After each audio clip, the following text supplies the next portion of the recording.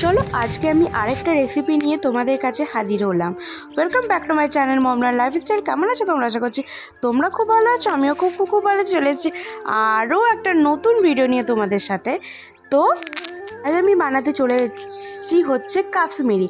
হ্যাঁ, এই রেসিপিটার নাম হচ্ছে কাশ্মীর। তো যাই হোক, এখানে কিন্তু রুল ময়দাতে তোমরা দেখতে পেলে নুন আর সাদা তেল আমি দিয়ে দিয়েছি।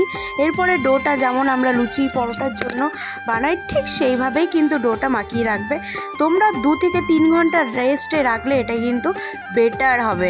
তো আমার কাছে টাইমটা একটু শর্ট ছিল, তাই আমি 1 ঘন্টা রেখেছি, তাতেও কিন্তু দুর্দান্ত স্বাদ হয়েছে। হ্যাঁ, আরেকটা কথা এই ভিডিওর মাধ্যমে আমি বলে রাখি, এটা কিন্তু মায়াপুর ইসকনের একটা রেসিপি।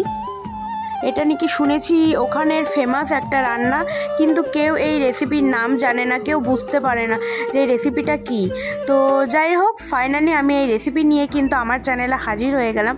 কাশ্মীরি, এটাকে কিন্তু কাশ্মীরি পনির অনেকে বলে, আবার কাশ্মীরিও বলে থাকে, এরকমই নাম আর কি। তো যাই হোক, এরপর রেস্টে রাখার পর আমি কিন্তু এটাকে কিন্তু ভালো করে 20 থেকে 25 বার ধুয়ে নেবো। হ্যাঁ, অবাক একটা কাণ্ড লাগছে যে ময়দার ডোটাকে কেন ধুতে যাবো।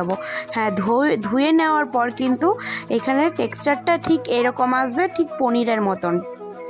জানি এই রেসিপিটা খুব একটা স্বাস্থ্যকর নয়, বাট খুব টেস্টি। তো একবার কিন্তু বানিয়ে দেখতেই পারো, বাড়িতে অতিথি এলে কিন্তু এই রেসিপিটা একবারে দুর্দান্ত হবে। আর আমি বানিয়েছিলাম, আমার বাড়ির লোক কিন্তু ধরতেই পারেনি যে এটা কী বানিয়েছি আমি। হ্যাঁ, এটাই কিন্তু সত্যি কথা। যাই হোক, আমি তোমাদেরকে ওদের রিয়াকশানটা দেখাতে পারিনি ভিডিওর মাধ্যমে, যেহেতু এটা রেসিপির ভিডিও আমি করছি তাই। তো যাই হোক, এখানে কিন্তু 25-30 বার আমি ভালো করে ধুয়ে নিয়েছি। যতক্ষণ না জলটা সাদা হবে ততক্ষণ অবধি ধুতেই থাকবে। তোমরা ডোটা দেখতে পাচ্ছ অনেক কম হয়ে গেছে ধুতে ধুতে। তো এরকমই কিন্তু প্রসেসটা করতে হবে, তবেই কিন্তু একটা দারুণ তোমরা রেসিপিটা পাবে। এরপরে ছোট্ট ছোট্ট লেচি কেটে নেবে। এখানে গোল লম্বা কোনো শেপ দেওয়ার দরকার নেই, ছোট্ট ছোট কেটে নেবে। আমার এতগুলোই কিন্তু হয়েছে। এরপরে কিন্তু আমি ডুমো ডুমো করে আলু কেটে নিয়েছি। এখানে কড়াইয়ে তেল দিয়ে দিচ্ছি। আজ ছিল হচ্ছে বৃহস্পতিবার, তাই এই রেসিপিটা আজকে আমি নিরামিষের জন্যই বানালাম। একদিন কিন্তু আমিষ দিনেও আমি কিন্তু এই রেসিপি বানাবো আর তোমাদেরকেও সেটা শেয়ার করব। আজ আমি নিরামিষ, তাই নিরামিষের দিনেই বানালাম। আর দেখতে পাচ্ছ এখানে কিন্তু দিয়ে দিয়েছি আমি এই যেটা আমি বানিয়েছি ছোটো ছোটো লেচি কেটে।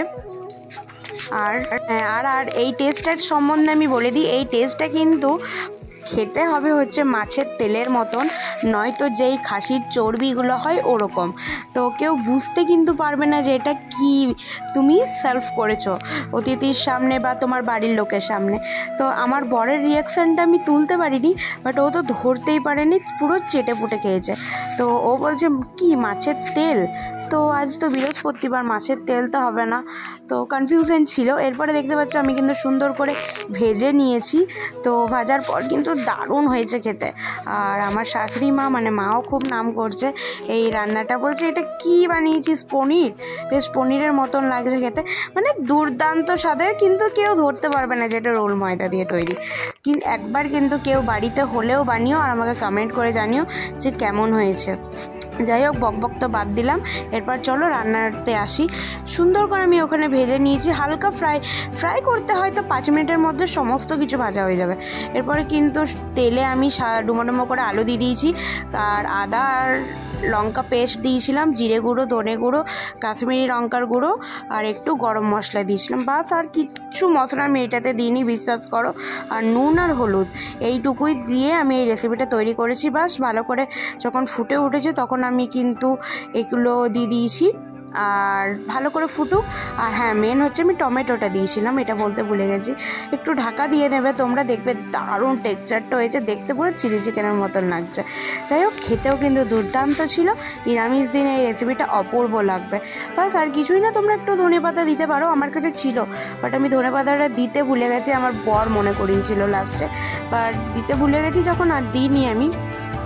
ফাইনালি কিন্তু আমার রান্না কমপ্লিট। এরপরে কিন্তু রান্না করে চলে যাবো আমি হচ্ছে লক্ষ্মী পুজো করতে।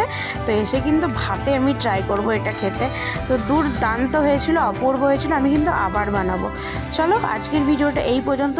এই ভিডিওটা দেখে যদি তোমাদের কোথাও কিছু ভালো লেগে থাকে, এরকম রেসিপি রান্না যদি তোমরা আমার কাছে পেতে চাও আরও দারুণ দারুণ, আমার চ্যানেলটি সাবস্ক্রাইব করে আমার পাশে থাকা বেল আইকনটি ক্লিক করে দিও, যাতে করে আমি যেই ভিডিওগুলো ছাড়বো তোমাদের কাছে যেন প্রথমে পৌঁছে পৌঁছে যায়। দেখতে পাচ্ছ কতটা সফট আর কতটা স্পঞ্জি হয়েছে, ঠিক যেন খাসির চর্বির মতন। দারুণ হয়েছে ব্যাপারটা, দারুণ। তোমরা একবার বানিও। আর চলি, আবারও দেখা হবে কাল।